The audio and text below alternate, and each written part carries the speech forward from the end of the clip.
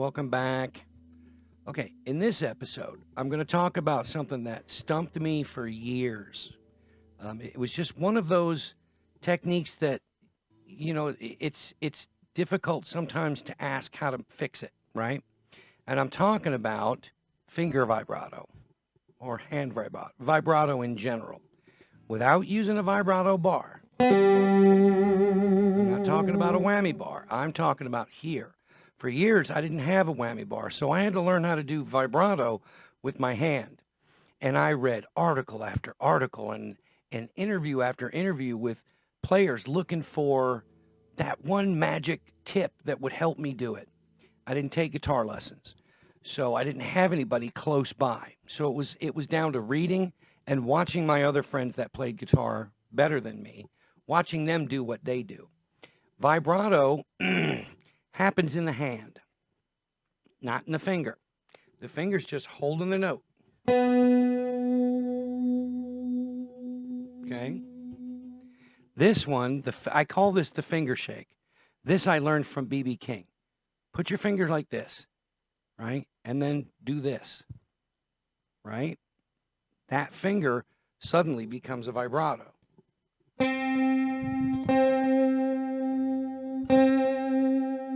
Right? That's the B.B. King shake, the B.B. King handshake. He's shaking his hand. He's using his hand, this finger as a pivot point, and these are his balance right here, right?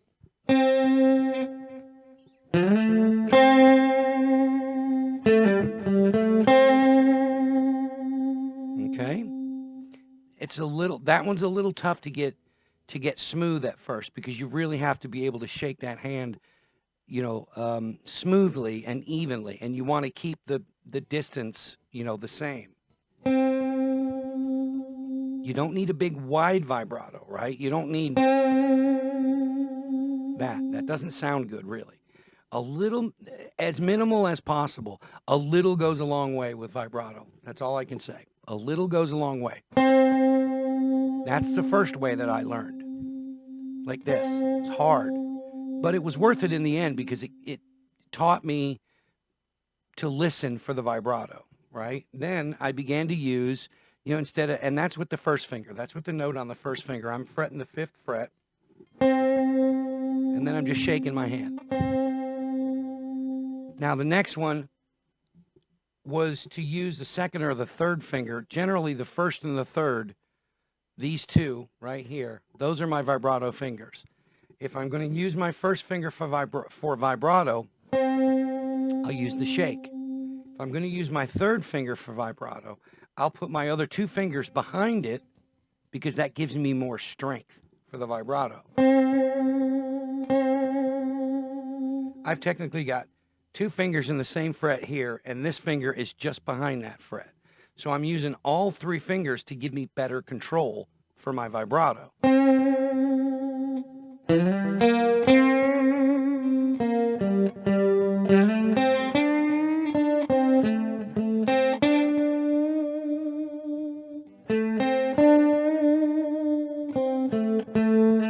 more fingers you're using, the more control you're going to have. And again, less is more. A little goes a long way with vibrato. The finger shake, that one's going to be hard to do at first to get it smooth.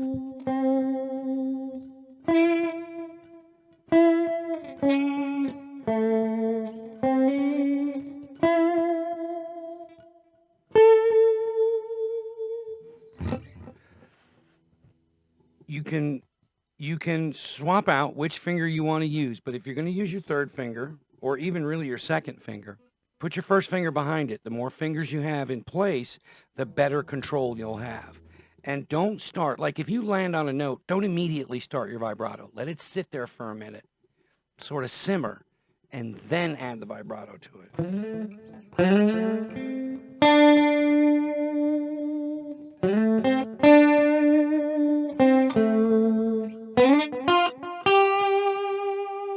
Now that's a little different. I'm actually just moving my hand up and down in small motion.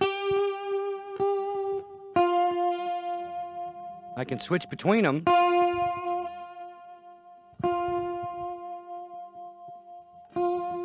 can't really tell much of a difference.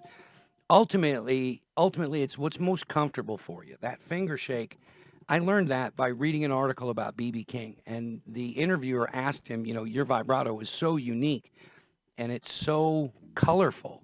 And, and then B.B. King described how he did that vibrato. And he's been a huge hero of mine for many, many years. I've even seen him live twice. So he's a huge hero, and I adopted his vibrato. I stole it flat out.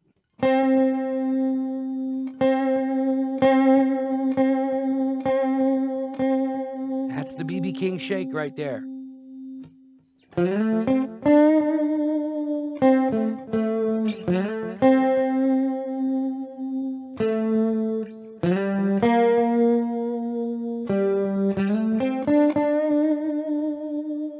Let that note sit there for just a minute. Let it get a little bit of breath, then start your vibrato.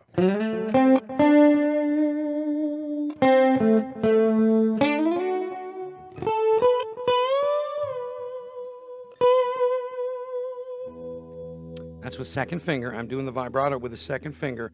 You'll see my first finger's in place right behind it to give me more strength and more control. Same thing with the third finger. I've got these two fingers right behind it. That's where the vibrato is coming from, but I'm using these two to give me more control over it.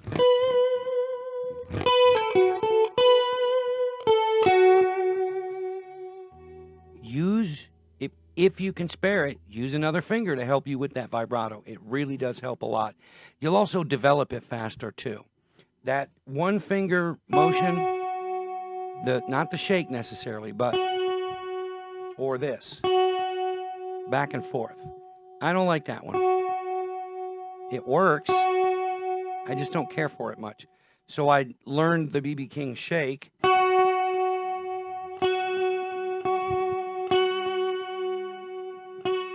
And then I learned to couple up my fingers using one or two extra fingers to give me more control over it.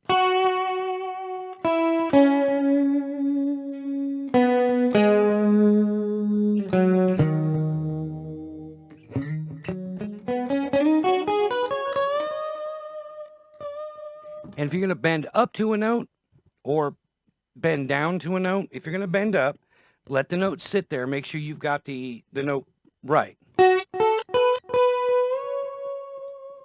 Then start your vibrato. Or if you're going to bend downwards,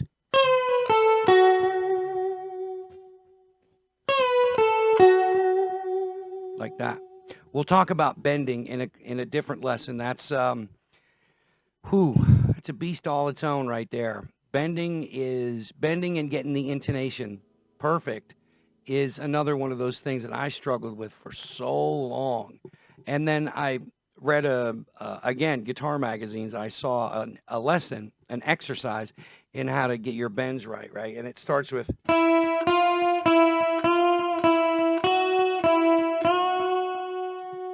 So you're picking the note and then bending to the note so you can hear that the note is the same.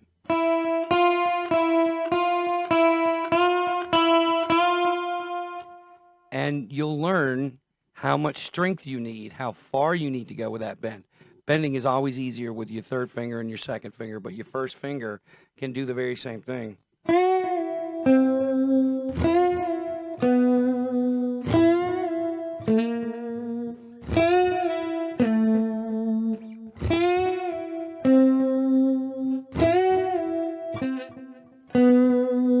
First finger can do it too.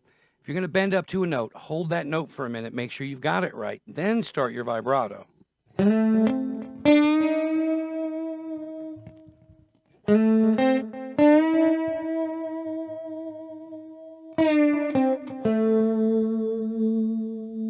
Give it a little breath. Give it a little bit of time to sit there. Let that note sit there, and you'll notice a big difference in how it sounds when you're playing, right?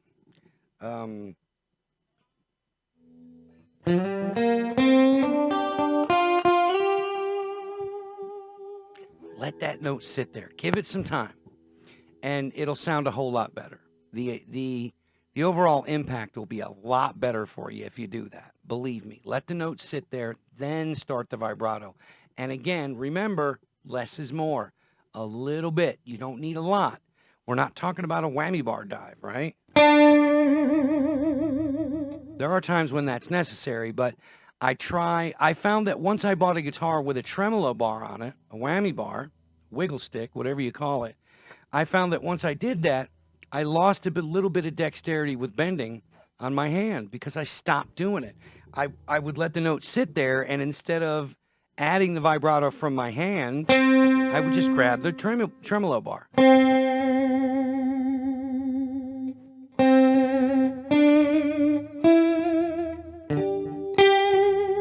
Now, there are times when that's going to work. We're going to talk about the whammy bar. I like my whammy bar, but I don't love it. It makes me lazy. Musically, it makes me lazy. My tremolo bar almost completely destroyed my ability to do vibrato with my hand. So don't think that having a whammy bar is the best thing since sliced bread, because it ain't. Some players, a lot of players use it. Only a few of them use it musically. I don't. I use it for effect.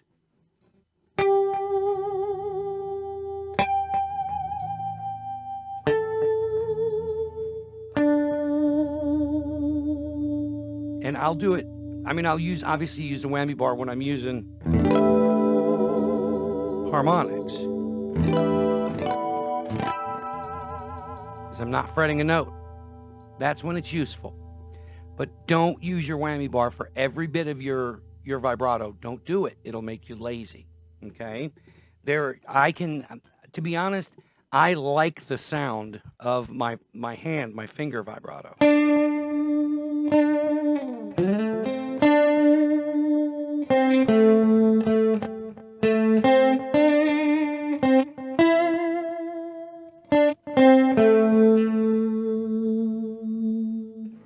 I'm not going to come down on folks that use whammy bars. I developed good vibrato before I ever even had a whammy bar. Whammy bars were not really popular. The Fender Strats had them, but those are not what I would call, that's only if you want that note to go down.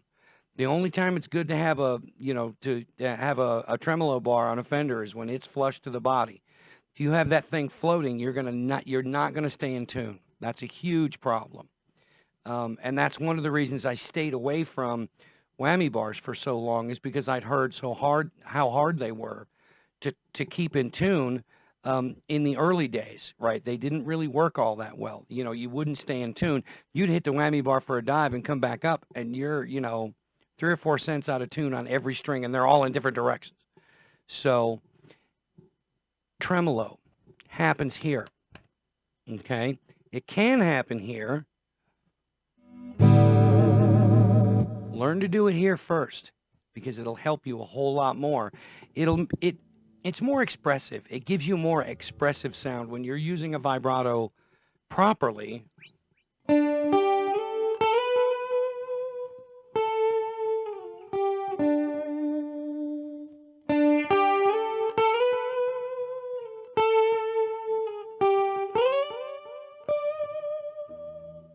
It's much more expressive. Yeah, you can do that with a tremolo bar, but why not learn this way first? Trust me, you'll like this.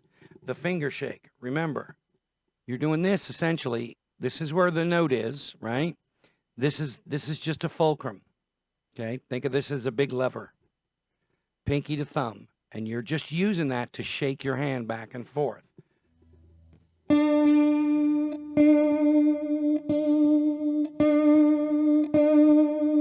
Pretty cool. And then there's, the traditional, the other way.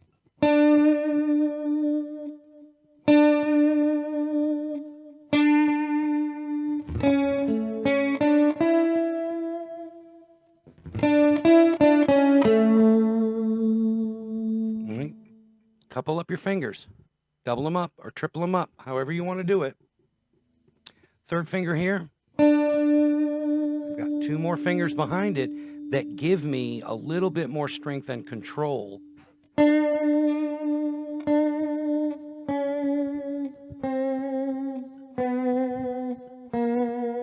Works a lot better. Okay? That's all for this one. Coming up soon, though, we're going to start with bending strings effectively. Your intonation, your ability to get to the tone you want to get to, the note you want to get to. The ability to get there. Intonation is so crucially important. You got to develop ears, okay? A friend of mine many years ago was talking about another guitar player. We're both guitar players. And he was talking about a friend of his. And he said, this guy's got huge ears. And at first I didn't understand what he meant. And what he meant was his intonation on guitar was good because his ears were so good. Big ears, right? You want big ears. So huge ears are going to come in handy, and use those huge ears to listen to that tremolo.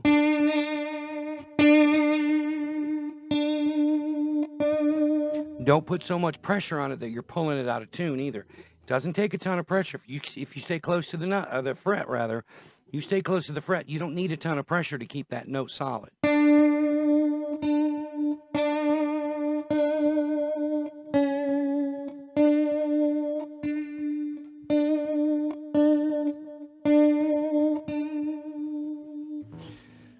2 things to take away. Less is more, okay?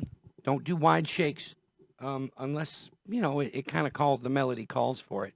Don't do wide shakes. Less is more. And let the note sit there. When you get to that note, wait for just a second. And then start the vibrato and start it slowly. And then maybe build up a little bit of speed and make it a little more pronounced. That's much more expressive. That's how the pros do it. They don't immediately get to a note and start vibrating it. They don't.